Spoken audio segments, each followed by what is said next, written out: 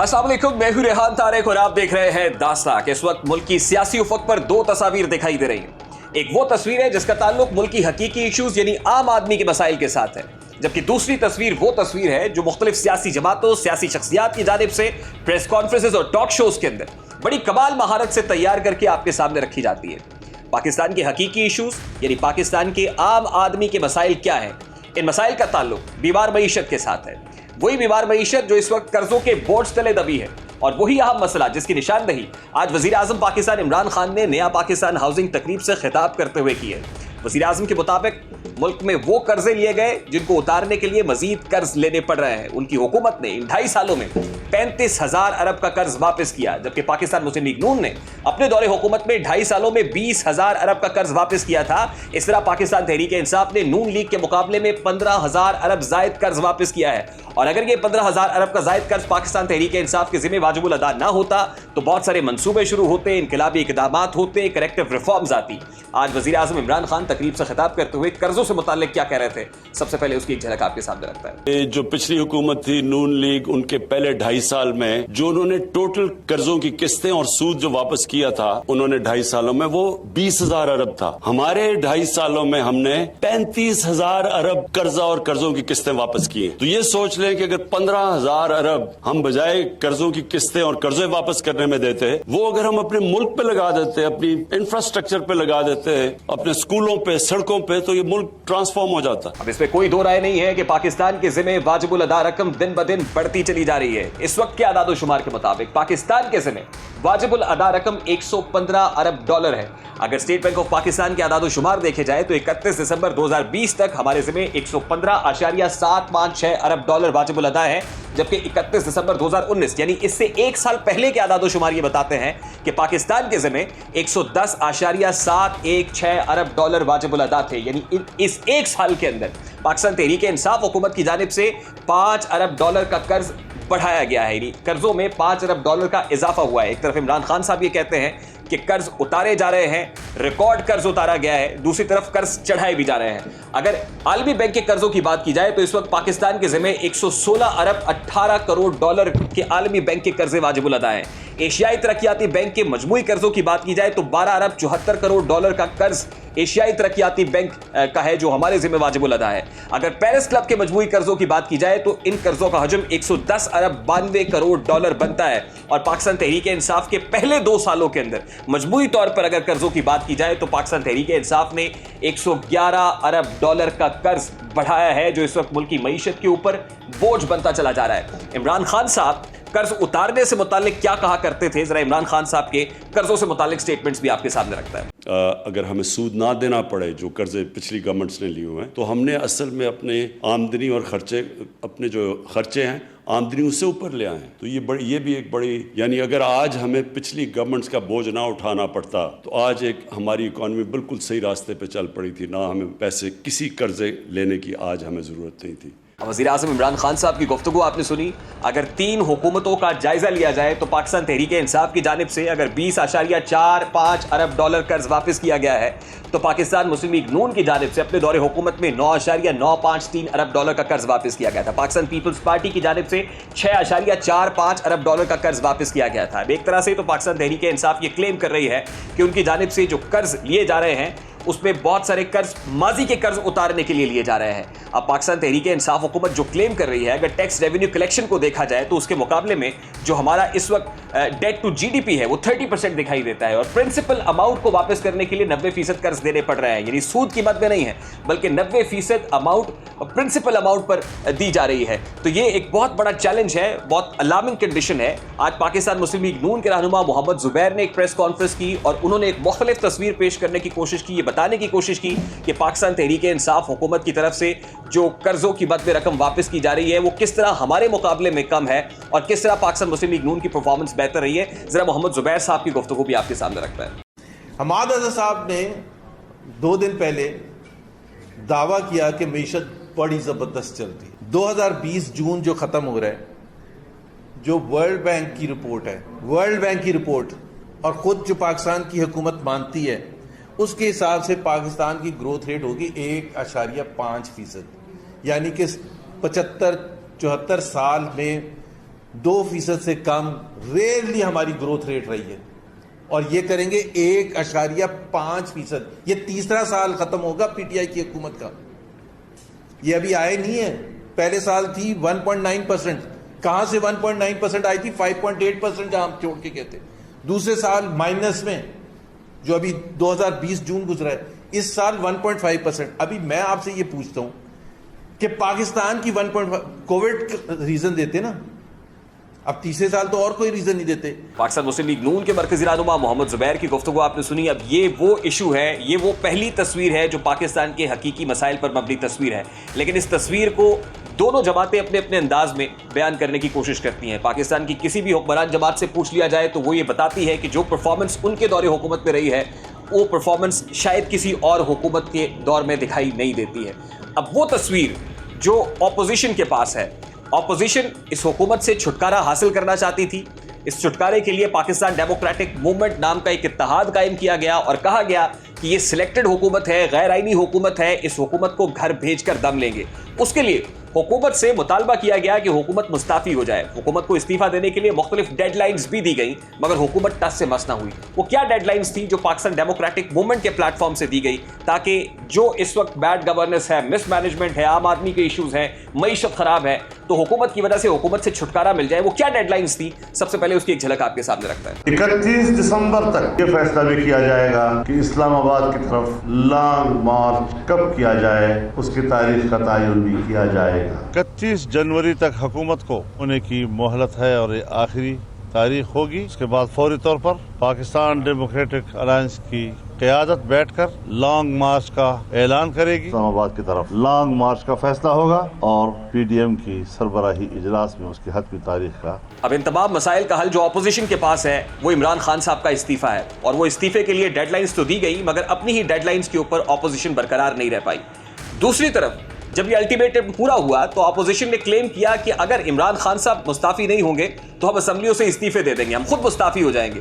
اس پر کس قسم کی تاریخیں سامنے آتی رہیں, کب کب کہا جاتا رہا. کسی کی طرف سے کہا گیا کہ استعفے نیوکلیر بام ہے, نیوکلیر آپشن ہے, ہم اس کو ایکسرسائز کریں گے, اور کچھ کی جانب سے کہا جاتا رہا کہ ہم سب لوگ اسمبلیوں سے باہر آ جائیں گے, ریزگنیشنز دے دیں گے اور اس کے بعد یہ حکومت چل نہیں پائے گی. وہ الٹیمیٹم اور ڈیڈ لائنز کیا تھی, ذرا اس کی ایک جھلک بھی آپ کے سامنے رکھتے ہیں. جنگ کا اعلان کر چکے ہیں, اب میدان جنگ ہے, میدان جنگ سے پیچھے ہٹنا گناہ کبیرہ ہے. 31 دسمبر تک اپنے پارٹی قائدین کے پاس وہ استعفے جمع ہو رہے ہیں. استعفے ہمارا ایٹم بم ہے. تاریخ پہ تاریخ دی گئی لیکن کوئی حاصل وصول نہیں ہوا. اب ایک طرف پھر پاکستان ڈیموکریٹک موومنٹ کی دو بڑی جماعتیں استعفوں کے معاملے کو لے کر ہی اپنی راہیں جدا کرتی ہوئی دکھائی دے رہی ہیں. پاکستان پیپلز پارٹی, جسے یہ لگ رہا ہے کہ مشروط کیا گیا لانگ مارچ کو استعفوں کے ساتھ, اور استعفے نیوکلیر آپشن ہے, وہ ابھی نہیں دینے کے حق میں تھے, لیکن پاکستان مسلم لیگ نون کی طرف سے کہا گیا کہ جب تک استعفے نہیں دی جاتے تو کوئی بھی لانگ مارچ فروٹفل ثابت نہیں ہوگا. اب پاکستان مسلم لیگ نون جو نہ تو حکومت سے استعفے لے سکی نہ ہی اپوزیشن کو استعفوں پر قائل کر پائی, اب خود الیکشنز کنٹیسٹ کرتی ہوئی دکھائی دے رہی ہے. وہ NA 249 کا الیکشن ہو یا NA 75 ڈسکا کا انتخاب ہو. یعنی ایک طرف تو پاکستان مسلم لیگ نون یہ کہتی ہے کہ استعفوں کے علاوہ کوئی آپشن نہیں ہے, دوسری طرف وہی پاکستان مسلم لیگ نون اس سسٹم کا حصہ بھی ہے. ایک طرف پاکستان مسلم لیگ نون حکومت کی معاشی پالیسیز کو ہدف تنقید بناتی ہے, تو دوسری طرف اسی پاکستان مسلم لیگ نون کے پاس, اپوزیشن کی بڑی جماعت کے پاس مسائل کا حل کوئی نہیں ہے, کیونکہ وہ مسائل کا حل جو پاکستان مسلم لیگ نون بیان کرتی ہے, جو بتانے کی کوشش کرتی ہے, خود بھی اس کے اوپر قائم دکھائی نہیں دیتی. انہی تمام تر ایشوز پر بات کریں گے. پاکستان مسلم لیگ نون کے مرکزی رہنما ترجمان مریم نواز شریف صاحبہ محمد زبیر صاحب نے ہمیں جوائن کیا ہے. بہت بہت شکریہ زبیر صاحب آپ کے وقت کے لیے. سب سے پہلے تو یہ فرمائیے گا کہ آج جس وقت عمران خان صاحب نیا پاکستان ہاؤسنگ تقریب سے مخاطب تھے تو اس وقت آپ ایک لمبی چوڑی پریس کانفرنس کر رہے تھے, پاکستانی معیشت کی تصویر عوام کے سامنے رکھ رہے تھے, لیکن عمران خان صاحب نے اپنے خطاب میں کہا کہ پاکستان تحریک انصاف نے ان 2.5 سالوں میں 35,000 ارب کا قرض لوٹایا ہے, جو پاکستان مسلم لیگ نون کے مقابلے میں 15,000 ارب زیادہ ہے, اور اگر یہ 15,000 ارب پاکستان تحریک انصاف کو نہ واپس کرنا پڑتا تو آج انقلابی اقدامات ہو رہے ہوتے, منصوبے لگ رہے ہوتے. وہ قرضے جو ایسی شرائط پر لیے گئے ہیں کہ جن کو اتارنے کے لیے مزید قرض لینے پڑ رہے ہیں, یہ پاکستان تحریک انصاف کے لیے بہت بڑا بوجھ ہے اور وہ آپ کی حکومت کا پیدا کردہ ہے. زبیر صاحب سب سے پہلے اس کے اوپر کیسے رسپونڈ کریں گے؟ یار ایک آپ کے وزیر اعظم کو اگر اٹ از جسٹ لائک کہ جس کو کرکٹ نہیں آتی کسی ساؤتھ امریکن کو, اس کو آپ سمجھانے کی کوشش کریں کرکٹ, تو وہ بڑا مشکل ہے نا. मईशत हमारे वजीर आजम को नहीं समझ नहीं है, बेसिक से नहीं है। बड़ा सिंपल सा है। एक तो वजीर आजम साहब को ये नहीं पता कि कर्जे की बुनियादी वजह होती क्या है। कर्जों की बुनियादी वजह बड़ी सिंपल सी होती है। अगर वो कभी उनको कोई उनका जो करीब तरीन जो एक्सपर्ट है वो बैठ के समझाए, लेकिन वो सब डरते इसलिए हैं कि उनका एक नैरेटिव बिल्टअप हो गया कि जी वो बड़े कर्जे लिए गए थे। बुनियादी रीजन ये होता है, जैसे घर में होता है वैसे, जैसे दफ्तर में होता है वैसे कंट्री का होता है कि जब आपके अखराजात जो हैं वो आपके रेवेन्यू से ज्यादा होंगे तो वो जो डिफरेंस है, गैप है, वो आप कर्जे लेंगे। उसको आप कहते हैं फिस्कल डेफिसिट कंट्री के लेवल पर।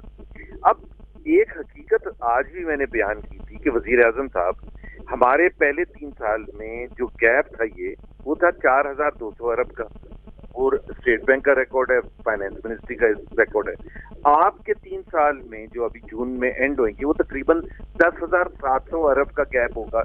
यानी कि 3 साल में जो अखराजात हैं वो आपके रेवेन्यू से 10,700 ज्यादा होंगे। तो कर्जे तो आपको ज्यादा ही लेने होंगे ना, या कम लेने होंगे। और जो फिगर स्टेट बैंक बताता है कि 45,000 अरब इस वक्त है पाकिस्तान का कर्जा, और जब हमने छोड़ा था 30,000 अरब था, वो नेट होता है, नेट कि वो सब लेन देन के बाद इस वक्त 45,000 अरब है। चलिए जुबैर साहब, मान लेते हैं कि हुकूमत की मिसमैनेजमेंट है, बैड गवर्नेंस है, हुकूमत अपनी माशी प्रॉब्लम्स के ऊपर काबू नहीं पा रही है, माना कि ये वजारत खजाना भी एक म्यूजिकल चेयर बनी हुई है, लेकिन हुकूमत से छुटकारे का हल आपके पास भी तो कोई नहीं है जुबैर साहब। ये तो देखें, बिल्कुल आपने सही कहा कि ऐसी हुकूमत से छुटकारा हासिल करना नागुज़ीर है। और मैं एक सिर्फ ऐड कर दूं before I answer your question कि जो कर्जों में जो इजाफा हुआ है और उसी की वजह से जो वजीर आजम साहब कहते हैं कि हमें इंटरेस्ट में जो सूद देना पड़ता है वही हमारा इतना ज्यादा हो जाता है। वो मैंने आज फिगर भी दी है कि जो सूद ऐड हुए उस दिन शौकत तरीन साहब ने भी कहा था 1500 अरब, यानी कि जब हमने छोड़ा था तो जितना भी आपकी इनकम थी एफबीआर से आती थी उसका 39% जाता था सूद में, अब जाएगा 80%।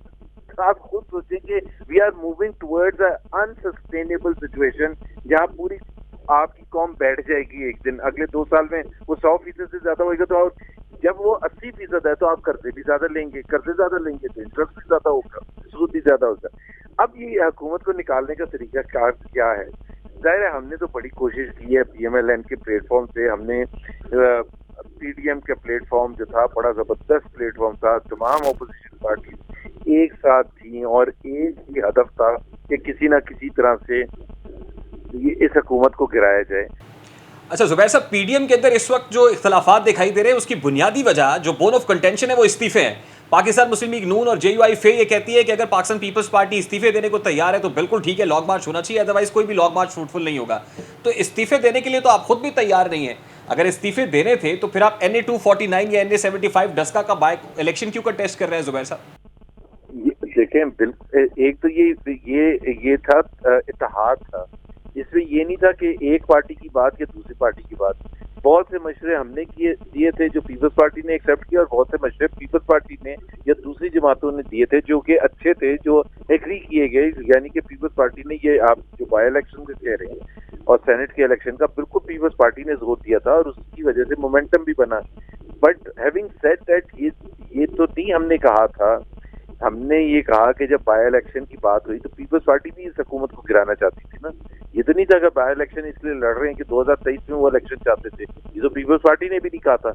वो तो कहते हैं जी बाई इलेक्शन का मतलब ये है कि मोमेंटम बढ़ेगा अगर हमारी जीत होगी, और हमारी जीत हुई। पीपल्स पार्टी ने जो असल में जो रीजन दिया था ना, देखें लड़ाई झगड़ा कहाँ से शुरू हुआ था। लड़ाई झगड़ा इस बात से नहीं शुरू हुआ था कि वो रेजिग्नेशन देने के लिए तैयार नहीं थे, लेकिन जरदारी साहब ने 16 मार्च की मीटिंग में जो वजह बताई रेजिग्नेशन ना देने की, वो मज़क्का खेज थी, उसका कोई रियलिटी से ताल्लुक ही नहीं था। वो बता देते कि जी हम पार्लियामेंट से नहीं निकलना चाहते, हम जो भी उनकी वजूहात हैं। उन्होंने कहा जी मियां नवाज शरीफ वापस आए तो हम रेजिग्नेशन दे देंगे। आपने ना उससे पहले ना उसके बाद कभी पीपल्स पार्टी के किसी लीडर से सुना है कि जी मियां नवाज शरीफ वापस आ जाए तो हम रेजिग्नेशन दे देंगे? कभी भी नहीं सुना। इसका मतलब ये है कि वो क्लियरली ये तो रीजन था ही नहीं, ये तो एक PDM को तोड़ने का एक सिंपल सा तरीका था कि उनको पता था कि PMLN इस بات پر تو یہ تو یہاں سے اسٹارٹ ہی نہیں ہو سکتا. It's a non starter for PMLN. نہیں تو اس کا مطلب تو پھر یہی ہے نا کہ پاکستان پیپلز پارٹی کے اوپر صرف اس لیے پریشر ڈالا جا رہا تھا استعفے دینے کے لیے کہ اگر کل کو کوئی بات ہوتی ہے تو آپ کہہ سکیں کہ اصل میں پاکستان پیپلز پارٹی نے ساتھ نہیں دیا, ورنہ ہم تو استعفے دینے کے لیے تیار تھے. اندر سے آپ بھی استعفے دینے کے لیے تو تیار نہیں ہے نا زبیر صاحب؟ دیکھیں, ایک تو PMLN کو یہ کسی کو اپنا کریڈینشیل شو کرنے کی ضرورت نہیں کہ وہ سب سے زیادہ قربانیاں اور سب سے زیادہ مصیبت PMLN نے اٹھائی ہے پچھلے 3-4 سال. پہلے جب حکومت میں تھے تو ہمارے ساتھ ہوا کیا, حکومت میں ہوتے ہوئے نواز شریف کو ڈسکوالیفائی کر دیا گیا, ان کے خلاف ریفرنسز بنائے گئے, ان کے خلاف سزائیں دی گئیں, ان کو جیلوں میں ڈالا گیا, مریم نواز کو جیل میں ڈالا گیا, ہمارے کتنے لیڈرز کے خلاف کو جیلوں میں ڈالا گیا. آج بھی ہمارے پریزیڈنٹ جیل کے اندر بند ہے, ریفرنسز ہیں, کیسز ہیں, پتہ نہیں کیا کیا ہے. مریم نواز کو 2 دفعہ جیل میں ڈالا گیا. تو ہمیں ابھی یہ بتانے کی ضرورت ہے کہ ہم کتنے اس حکومت کے خلاف ہیں اور ہم کس طرح سے جدوجہد کر رہے ہیں. اگر ہم نے ملنا ہوتا یا ہم نے کچھ کرنا ہوتا تو ہم 2018 کا جو الیکشن دھاندلی شدہ الیکشن تھا اس میں سب سے زیادہ سیٹیں پنجاب اسمبلی میں تو نون لیگ کی تھی, جو after all said and done. تو ہم تو بڑے آرام سے اس وقت بنا لیتے, لیکن ہم نے کہا کہ ہم اس قسم کی حرکت نہیں کریں گے کہ جس سے آپ کا اکھاڑ پچاڑ والا ماحول ہو اور پیسے کی لین دین ہو, یہ سارا چیزیں. تو میرا نہیں خیال ہے کہ پیپلز پارٹی ہمارے پر یہ الزام لگا سکتی ہے کہ ہم اسٹیبلشمنٹ کی جماعت ہے یا کوئی اور گیم پلے کر رہے ہیں. نہیں تو زبیر صاحب, what is the way forward now? دیکھیں 11 اپریل کو پاکستان پیپلز پارٹی نے سینٹرل ایگزیکٹو کمیٹی کا اجلاس بلایا ہے. اگر سینٹرل ایگزیکٹو کمیٹی اجلاس میں استعفوں کا فیصلہ نہیں ہوتا تو اس میں تو پھر کوئی دو رائے نہیں ہے کہ نہ تو پاکستان مسلم لیگ نون استعفے دینے کی پوزیشن میں ہوگی, نہ JUI پوزیشن میں ہوگی کہ استعفے دے, اور نہ ہی PDM کی بقیہ 8 جماعتیں جن کا کنسنسس ہے کہ ریزگنیشنز ہونے چاہیے. تو پھر کیا کریں گے آپ؟ نہیں, وہ پہلے دن سے ہم نے یہ کہا تھا کہ پیپلز پارٹی جو ہے یہ PDM کے پلیٹ فارم سے استعفوں کی بات ہوئی تھی, الگ الگ پارٹی کے پلیٹ فارم سے استعفوں کی بات نہیں ہوئی تھی. اور اس کی لاجک ہے کہ سب مل کے جب استعفے دیں گے تو اس کا پریشر اور ہوگا, وہ نمبر آف سیٹس اتنی زیادہ ہوں گی کہ اس کے لیے حکومت کے لیے وہ بائی الیکشن کرانا امپاسبل ہوگا. اگر ایک پارٹی ANP دے دے یا PMLN دے دے تو اس کا کوئی فائدہ نہیں ہوگا. ANP کیوں مان گئی تھی؟ تو سب پارٹیز کا وہ تو اس وقت لاجک بنتی ہے کہ جب سب پارٹیز مل کے. ہم نے تو کبھی بھی نہیں کہا تھا آن ہم دے دیں گے استعفے اگر ہم آگے چلے جائیں گے اور پتہ چلا کہ سارا میدان ہم پیپلز پارٹی اور PTI کے لیے خالی چھوڑ. ٹھیک ہے, بہت بہت شکریہ زبیر صاحب آپ کے وقت کے لیے. پاکستان مسلم لیگ نون کے مرکزی رہنما ترجمان مریم نواز شریف صاحبہ, محمد زبیر صاحب ہمارے ساتھ موجود تھے. گفتگو آپ نے سنی. ابھی ایک بریک لیں گے اور بریک کے بعد جب واپس آئیں گے تو پھر شہر قائد کا رخ کریں گے. کراچی سپریم کورٹ رجسٹری میں چیف جسٹس آف پاکستان نے بڑے اہم مقدمات کی سماعت کی ہے. ان مقدمات پر کچھ بات ہوگی. اس بریک کے بعد ہمارے ساتھ رہیے.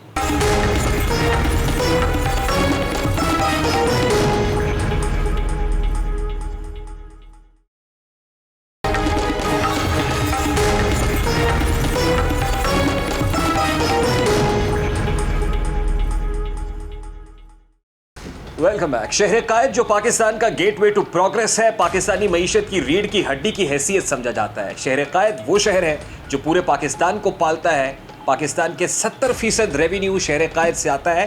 مگر شہر قائد کے بارے میں ہمیشہ کہا جاتا ہے کہ کراچی کا کوئی نہیں ہے, کراچی کا پرسان حال کوئی نہیں ہے, کراچی مسائلستان بنتا جا رہا ہے, کراچی کے مسائل جو کہ تو ہیں, لیکن ان کو کریکٹ کرنے والا, ان کو ریفارم کرنے والا کوئی دکھائی نہیں دیتا.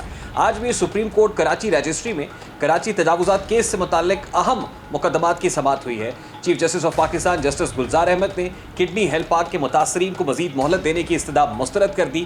ساتھ ہی ساتھ کمشنر کراچی سے تجاوزات کے معاملے پر رپورٹ طلب کی گئی, جس میں کمشنر کراچی کی جانب سے جب رپورٹ سامنے آئی تو چیف جسٹس آف پاکستان کا کہنا تھا کہ کمشنر کراچی سمجھتے ہیں کہ شاید ڈیپٹی کمشنر کی رپورٹس پر ہی معاملے کو دیکھا جائے گا, اور ہر رپورٹ کے اندر لکھا ہے کہ رپورٹ کا انتظار ہے, تو کیوں نہ کمشنر کراچی کو ان کے عہدے سے ہٹا دیا جائے.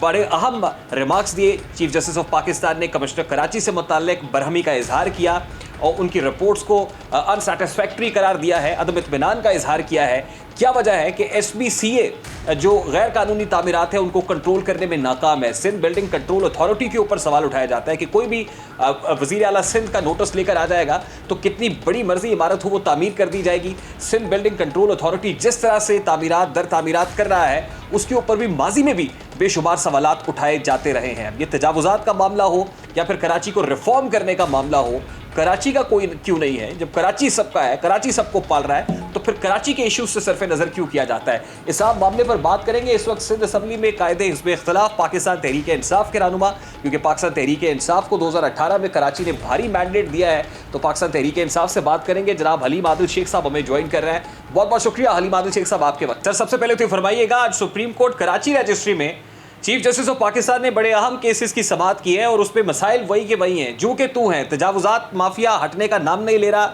आज जो कमिश्नर कराची हैं उनकी भी खिंचाई हुई है। तो बताएगा कि पाकिस्तान तहरीक इंसाफ इस तमाम तर मामले को लेकर कहाँ खड़ी हुई है एज फार एज 1100 अरब का पैकेज इज कंसर्न और कराची के अंदर reforms are concern? Haleem Adil Sheikh साहब, देखिए जी, सिंध गवर्नमेंट का जहाँ तक ताल्लुक है तो सुप्रीम कोर्ट तो जब भी यहाँ रजिस्ट्री आकर या अदालत लगती है, कोई केस लगता है, तो वो कुछ भी कहते रहें, इनकी सेहत पे असर नहीं पड़ता है। हमारी फेडरल गवर्नमेंट ने 1100 अरब के जो प्रोजेक्ट्स थे उसके ऊपर बिल्कुल प्रोएक्टिवली काम स्टार्ट कर दिया है, लेकिन जो सेंट्रल गवर्नमेंट के हिस्से का काम है वहाँ सिर्फ बातें ही होती हैं। वहाँ सिवाय बातों के, सिवाय काम को डिले करने के, सिवाय रुकावट कर डालने के और कुछ नहीं होता। और इनके खिंचाई से कुछ भी नहीं होता। ये चिकने घड़े बन चुके हैं। कमिश्नर साहब को हटाया जाए, लगाया जाए, खिंचाई की जाए, इन्होंने वही करना है जो इनका सिस्टम इनको इजाजत देता है, जिसमें इनके जाती फायदे होते हैं। कराची के शहरी जाए भाड़ में, कराची शहर जाए भाड़ में, कराची के नुमाइंदे जाए भाड़ में, इनके सेहत में फर्क नहीं पड़ता। ये सिर्फ एक डायरेक्शन में काम करते हैं, जहाँ से माल आता है, जहाँ से माल खपे, फिर वो SBCA हो, मुख्तार कार हो, ACs हो, DCs हो। नहीं हलीम आदिल शेख साहब, अगर प्रोजेक्ट्स वाइज देखा जाए, अगर सिर्फ एक प्रोजेक्ट को उठा के देख ले कि जो सिंध और वफाकी हुकूमत के ताउन से बनना था, and that is Karachi circular railway. अब कराची सर्कुलर रेलवे भी सर्कुलर नहीं है और आपको पता है कि वो रोज चल रही है लेकिन खसारे में चल रही है और उसका फायदा आम आदमी को नहीं हो रहा है।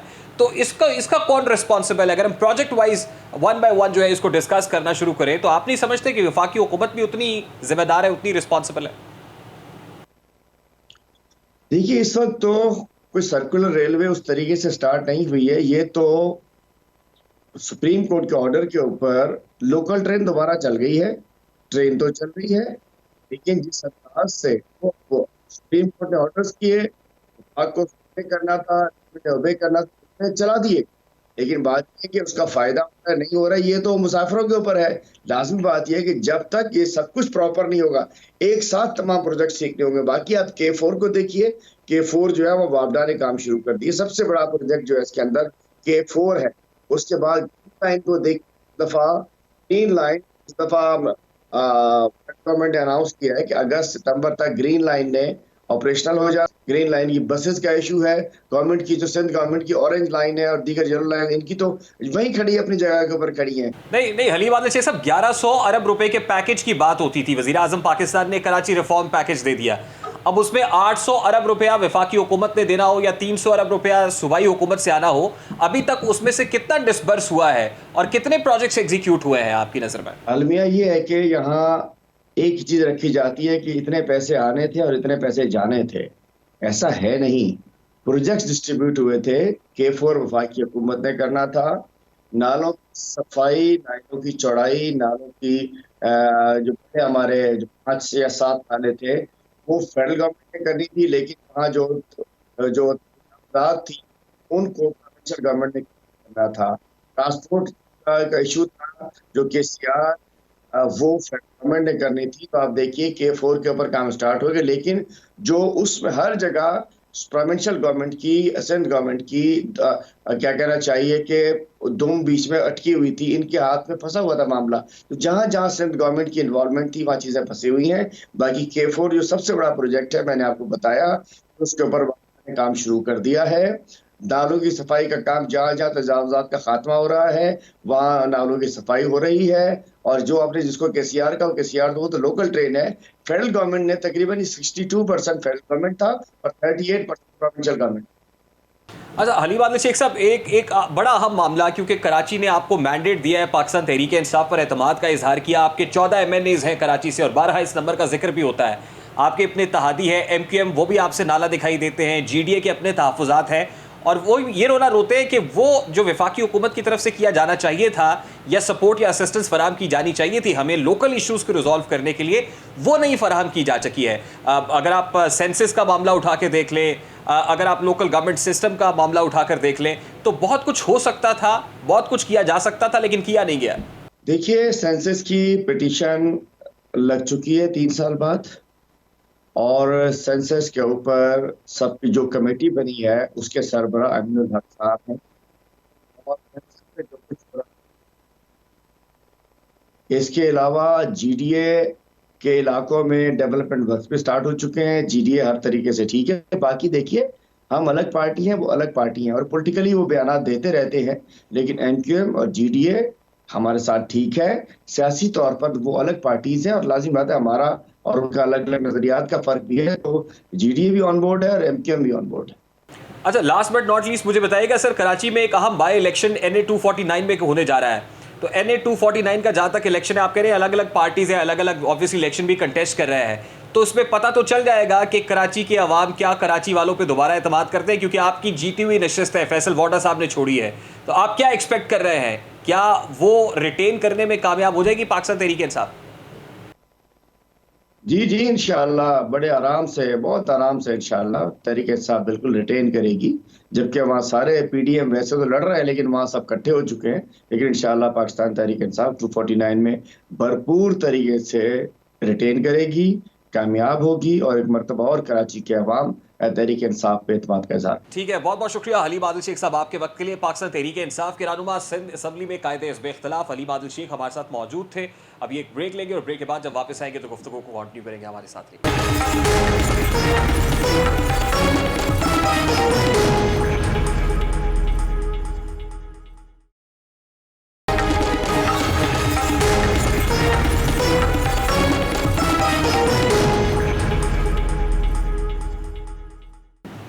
Welcome back. وفاقی حکومت کی جانب سے ہائر ایجوکیشن کمیشن کی خود مختاری کو ختم کر کے ہائر ایجوکیشن کمیشن کو وزارت تعلیم کے ماتحت کرنے کا فیصلہ کر لیا گیا ہے. آج اس ضمن میں صدر مملکت ڈاکٹر عارف علوی کی جانب سے HEC ترمیمی آرڈیننس 2021 پر باضابطہ طور پر دستخط کر دیے گئے ہیں، جس کے بعد یہ 25 مارچ سے نافذ العمل ہو جائے گا. اس سے پیشتر کہ صدر مملکت کی جانب سے اس آرڈیننس کی منظوری دی جاتی، کابینہ سے بذریعہ سرکولیشن منظوری لی گئی، جس کے بعد صدر مملکت کو یہ آرڈیننس منظوری کے لیے بھیجا گیا ہے. 25 مارچ سے نافذ ہونے جا رہا ہے. اس کے جو پرومیننٹ فیچرز ہیں اس کے مطابق چیئرمین ہائر ایجوکیشن کمیشن کی مدت میعاد اب 2 سال ہوگی، جبکہ ہائر ایجوکیشن کے ممبران کی مدت میعاد 4 سال ہوگی. ایک ٹرم مزید لی جا سکے گی، یعنی چیئرمین ہائر ایجوکیشن کمیشن اور HEC ممبرز ایک ٹرم مزید لے سکیں گے. اس سے پیشتر professor doctor Tariq Banuri chairman higher education commission تھے، ان کو ہٹایا گیا ہے. ان کو عہدے سے ہٹانے کے بعد نیا آرڈیننس نافذ کیا گیا ہے. ان کے عہدے سے ہٹائے جانے کے بعد مختلف کنٹروورسیز بھی سامنے آ رہی ہیں، کانسپریسیز بھی ہو رہی ہیں کہ HEC کے لامحدود اختیارات تھے، چیئرمین کے پاس اختیارات بہت زیادہ تھے، اور ان کو جس طرح سے ایکسرسائز کیا جا رہا تھا وہ کچھ ٹھیک نہیں تھا. اب اس کو دیکھتے ہوئے حکومت کی طرف سے آرڈیننس نافذ تو کیا گیا ہے، لیکن سیاسی جماعتوں کی جانب سے بھی اس آرڈیننس کو کوئی ٹھیک طریقے سے نہیں دیکھا جا رہا ہے اور اسے شب خون مارنے کے مترادف قرار دیا جا رہا ہے HEC کی خود مختاری کے اوپر. اب حکومت کی جانب سے جہاں دیگر سیکٹرز میں آرڈیننسز کا نفاذ ہو رہا ہے، آرڈیننسز کا طریقہ کار رائج ہے، وہیں تعلیمی سیکٹر میں بھی ایک آرڈیننس آج نافذ کر دیا گیا ہے. یہ ہمارے تعلیمی سیکٹرز کے ونگز کو کلپ کرے گا یا مزید سٹرونگ کرے گا، اس معاملے پر بات کریں گے. معروف سائنسدان ماہر تعلیم پرویز ہود بھائی ہمیں جوائن کر رہے ہیں. بہت بہت شکریہ سر آپ کے قیمتی وقت کے لیے. سب سے پہلے تو یہ فرمائیے گا، اس آرڈیننس کے ذریعے سے آپ کو لگتا ہے کہ ہائر ایجوکیشن کمیشن میں سیاسی مداخلت کی راہ ہموار ہوگی یا سیاسی مداخلت کے راستے کو روکا جا سکے گا؟ HEC قائم کرنے کا بنیادی مقصد یہ تھا کہ ایک ایسا ادارہ ہو، سپروائزری باڈی ہو، جو یہ دیکھے کہ پاکستان کی یونیورسٹیوں کا معیار کیا ہے، ان کی کارگزاری کیا ہے، ان کی ضروریات کیا ہیں، اور پھر اس کے حساب سے ان کی فنڈنگ کرے. تو اگر سیاسی مداخلت ہوتی ہے جیسا کہ ہوئی ہے اب حالیہ آرڈننس کے ذریعے سے، تو پھر ایسا ادارہ اپنا کام ٹھیک طرح سے کر نہیں سکتا. اور اس میں کوئی شک نہیں کہ اب جو آرڈننس جاری کر دیا گیا ہے یہ سیاسی مداخلت ہے. یہ کہا گیا ہے کہ چیئرمین کے ٹینیور کو 4 سال سے گھٹا کر 2 کر دیا جائے گا. چلیے یہ تو ایک بات ہے، لیکن زیادہ اہم بات یہ ہے کہ 3 ایسے اداروں کو احتساب سے ان کی کارگزاری ظاہر کرنے سے مستثنی کر دیا گیا ہے. یہ 3 ادارے وہ ہیں جو ڈاکٹر عطاء الرحمان کے ہیں، اور یہ کہا گیا کہ انہیں پروگریس رپورٹ جمع کرانے کی ضرورت نہیں ہے، ان کی فنڈنگ پر آپ ہاتھ نہیں رکھ سکتے. تو یہ میرا خیال ہے کہ پاکستان کی یونیورسٹیوں کے لیے کوئی اچھی ڈیولپمنٹ نہیں ہے، اس میں بڑے خطرات ہیں، اور میرا خیال یہ ہے کہ حکومت کو اس فیصلے پر نظر ثانی کرنے کی ضرورت ہے. لیکن ریسنٹ ایئرز یونیورسٹیز کو جو سب سے بڑی دقت درپیش ہے وہ ان کے بجٹ کی ہے، اور ایچ ای سی کی طرف سے بھی بجٹس کو کٹ لگائے گئے. آپ کو لگتا ہے کہ اب جب کہ ہائر ایجوکیشن کمیشن وزارت تعلیم کے ماتحت ہو جائے گا تو یونیورسٹیز کے جو اخراجات کا معاملہ ہے، بجٹ کا معاملہ ہے، وہ حل ہو جائے گا، یا آپ کو لگتا ہے کہ مزید بڑھے گا؟ میرا خیال ہے کہ یونیورسٹیوں کے بجٹ کے اوپر کوئی ایسا فرق نہیں پڑے گا. اگر آپ آرڈننس جاری کرتے ہیں تو ہو سکتا ہے پڑھے، ہو سکتا نہ پڑھے، لیکن بنیادی بات یہ ہے کہ حکومت نے اعلیٰ تعلیم کے لیے اور تعلیم کے لیے بجٹ کم کر دیا ہے. جو دوسرے اخراجات ہیں وہ تو اپنی جگہ پہ ہیں، لیکن کیونکہ یہ تعلیم میرا خیال ہے کہ اس حکومت کی ترجیحات میں شامل نہیں ہے، لہٰذا سب سے پہلے تو تعلیم کے بجٹ کو کم کر دیا گیا، اور خصوصاً اعلیٰ تعلیم. لہٰذا اب اسکالرشپس کم مل رہے ہیں پہلے کی نسبت، اور اب فیس زیادہ بڑھیں گی. افراط زر جیسے بڑھے گا تو یہ تعلیم، اعلیٰ تعلیم زیادہ مہنگی ہوتی چلی جائے گی. اب بجائے اس کے کہ دوسرے شعبوں سے، خصوصاً ڈیفنس ہے، اس سے بجٹ لے کر تعلیم میں ڈالیں، الٹا ہوتا چلا گیا ہے. چلے اگر ہم اس ڈسکشن کو وائنڈ اپ کرتے ہیں تو پھر کیا کہا جائے؟ کیا ایچ ای سی ترمیمی آرڈننس 2021 سے ہائر ایجوکیشن کمیشن مزید مضبوط ہوتا ہوا دکھائی دے رہا ہے یا کمزور پڑے گا؟ ایچ ای سی کیونکہ ایک ریگولیٹری باڈی ہے، اس کا کام یہ ہے کہ وہ یونیورسٹیوں کی کارگزاری کو جانچے. تو نئے آرڈننس نے یہ بالکل واضح کر دیا ہے کہ ایچ ای سی اپنا کام اب ٹھیک نہیں کر سکے گا. اب جو چیئرمین آئے گا، نیا چیئرمین آئے گا ڈاکٹر بنوری کے بعد، پہلا سوال اس کے ذہن میں یہ ہوگا کہ اوپر والے کیا چاہتے ہیں.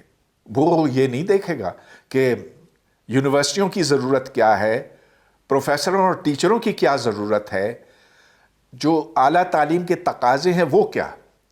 جب وہ سیاستدانوں کو اور بیوروکریٹس کو خوش کرنے لگے گا تو پھر اس ادارے کا مقصد فوت ہو جائے گا. لہٰذا ایک قانونی طریقے پر عمل کرنے کی ضرورت ہے. جب تک ایک نظام نہ قائم کیا گیا اعلیٰ تعلیم کے لیے تو میرا خیال ہے کہ اس طرح کے آرڈننسز سے نقصان ہی ہو سکتا ہے. آخر انسٹیٹیوشنز نظم و نسق اور رول آف لا کے تحت چلتے ہیں، اور جو قانون ہے وہ ایسا نہیں ہونا چاہیے کہ آپ کو کوئی شخص پسند آیا تو آپ نے اس کو رکھا، نہیں آیا تو آپ نے قانون، لا ہی بدل دیا. اس سے تمام اداروں کو بہت نقصان پہنچنے کا اندیشہ ہے. ٹھیک ہے، بہت بہت شکریہ آپ کے قیمتی وقت کے لیے. معروف سائنسدان ماہر تعلیم پرویز ہود بھائی ہمارے ساتھ موجود تھے. ایچ ای سی کے اوپر کیا امپلیکیشنز ہوں گی، تعلیمی میدان کے اوپر ایچ ای سی ترمیمی آرڈننس 2021 اب کیا اثرات مرتب کرے گا، اس پر سیر حاصل گفتگو کر رہے تھے. اس کے ساتھ ہی پروگرام کا وقت اپنے اختتام کو پہنچا ہے. آپ سے ملاقات ہوگی انشاءاللہ کل. اپنا بہت سارا خیال رکھیے گا. اللہ حافظ.